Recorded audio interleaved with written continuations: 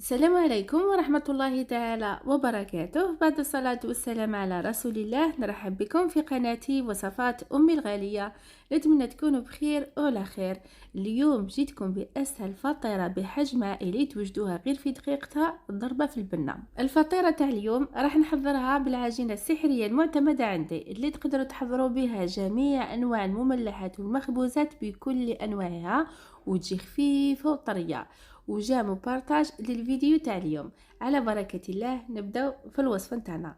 اذا نحتاج ملعقة كبيرة خميرة الخبز، ملعقة كبيرة سكر عادي، نصف كاس تاع الماء دافي، ونصف كاس تاع الحليب دافي، وثلث كاس تاع الزيت.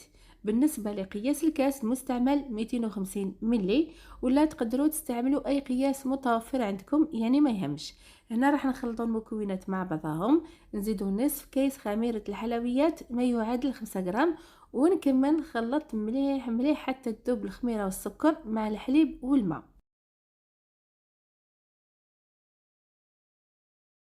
وهنا في الاخير راح نزيد 2 كيسان تاع الفرينة اللي كنت غربلتها، ونصف ملعقة كبيرة تاع الملح، ونجمعوا العجينة تاعنا حتى نتحصلوا على عجينة طرية، وكما عودتكم دائما بدون عجن وبدون دلك وبدون اي مجهود. بالنسبة للكمية تاع الفرينة على حسب النوعية اللي تخدموا بها، خاطش كاينه نوعية تشرب ونوعية ما تشربش. ممكن العجينة تاعكم تاخذ لكم اكثر من 2 كيسان او اقل.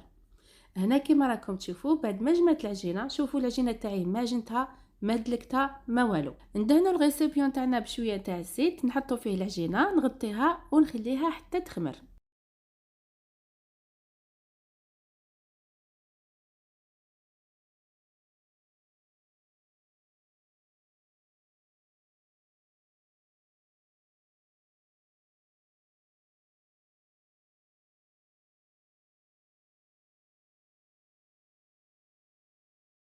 وبيت ما تخمر العجينه تاعنا راح نوجدوا الحاشو في مقله. ديروا شويه تاع الزيت، ديروا كميه من اللحم المفروم، ولا تقدروا تعوضوه بالدجاج المفروم، حبه بصله صغيره اللي كنت قطعتها بهذه الطريقه، وشويه تاع الملح والفلفل الكحل والفلفل العكري.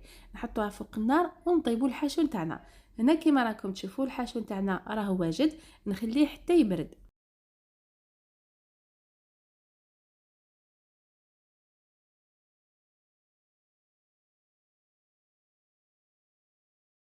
نعاود نولي العجينه تاعي، شوفوا لي بعد ما خمرت ما شاء الله. نخرجوا من الهواء بهذه الطريقه، نرشوا البلون دو طرافاي بشويه تاع الفارينه، ونحلوا العجينه تاعنا بشكل مستطيل وبسمك متوسط. واذا راح ديروا صينيه مدوره، العجينه تاعكم راح تحلوها مدوره.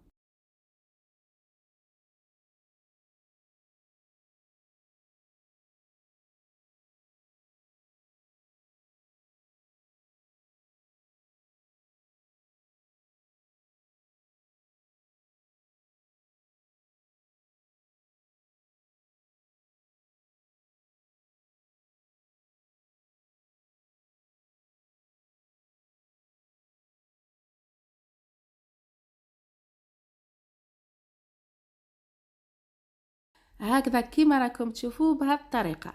نجيبوا الصينيه تاعنا اللي راح نطيبوا فيها. بالنسبه للمقاس ما يهمش، كيما قلت لكم ديروا اي مقاس متوفر عندكم. نفرشوا لها ورق الطهي، نحطوا فيها العجينه تاعنا، نغطيها بطرشونه ونخليها ترتاح مده 5 دقائق فقط. هذا مكان ما تخلوهاش تريح بزاف باش العجينه تاعكم ما تجيكمش معجنه عندما تطيبوها.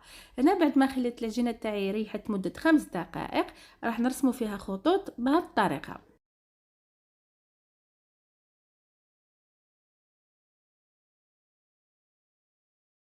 هكذا كيما راكم تشوفوا بهذه الطريقه. وكيما العاده وكيما والفتوني دايما، راح نستعمل جبن بيتا تشيز بذوق الشيدار، صح بنين وفيه بنت شيدار وبزاف هايل، ويذوب ويتوفر فيه جميع الاحجام، فيه تاع 200 غرام، 400 غرام، وحتى لي فاست فود واصحاب المشاريع راهو يتوفر الكبير كاع اللي تستعملوا دايما. وفي الوصفه تاع اليوم راح نستعمل تاع 200 غرام، راح نربيه هكذا كيما راكم تشوفوا. راح نستعملوا كاع تاع 200 غرام باش الفطيره تاعكم تجيكم معمره ومفرمجه وبزاف هايله. نعاود نولي العجينه تاعي. هنا كيما راكم تشوفوا عندي حبه تاع البيض مع نصف ملعقه كبيره تاع الحليب، نخلطوهم مليح، وراح ندهنوا العجينه تاعنا على الجوانب بهذه الطريقه.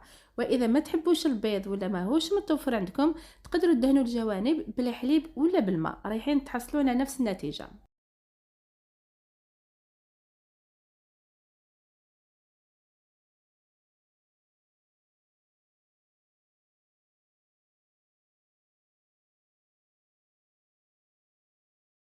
هكذا كيما راكم تشوفوا نعاود نولي الجبن تاعنا اللي كنت ربيته نحطوه بهذه الطريقه.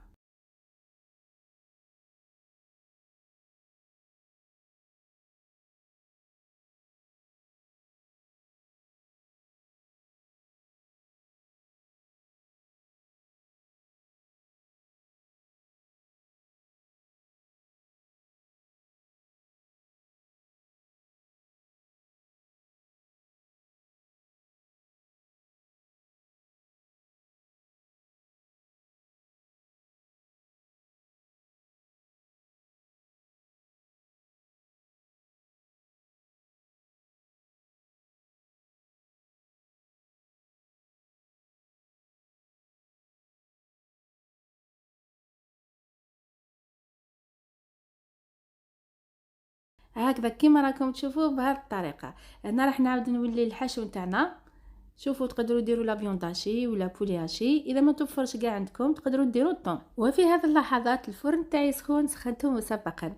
الفطيره راح نطيبها في اقصى درجه، انا بالنسبه لي دائما نطيب في 190 درجه في 200 درجه. الصينيه راح نحطها في الوسط، الفرن راح نشعله غير من التحت ونخليها حتى طيبليت تحمر لي من التحت على الجوانب ونحيها. بالنسبه للاخوات اللي الفرن تاعهم يشعل من التحت ومن الفوق في وقت واحد، الصينيه تحطوها في الوسط وتطيبوها عادي. وهنا بعد ما نكمل ما نخليهاش تخمر مباشرة، راح ندخلوها للفرن ونطيبوها. نأكد ونعاود ما لازمش تخلوها تخمر باش كي تطيب لكم ما تجيكمش معجنة، راح تجيكم بزاف خفيفة ورطبة وبزاف هايلة.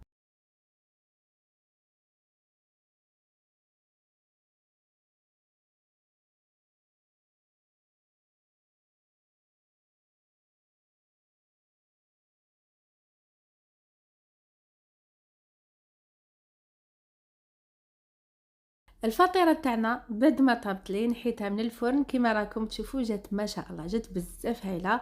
وشوفوا لي كيفاش تجي محمره من التحت من الفوق على الجوانب، وبزاف خفيفه وطريه ورطبه. وشوفوا لي البنات هنا نقربها لكم، شوفوا لي العجينه تاعنا خفيفه بزاف، وشوفوا لي هذاك الجبن اللي استعملته كيفاش يذوب ويجي بزاف بنين وهايل. والبنه ما نحكي لكمش، حضرتها معكم بالعجينه السحريه المعتمده عندي اللي نحضر بها جميع انواع المملحات والمخبوزات بكل انواعها. نتمنى الوصفه تاع نهار اليوم تنال اعجابكم وتجربوها، واكيد اذا جربتوها نقول لكم بالصحه والهنا، والسلام عليكم ورحمه الله تعالى وبركاته.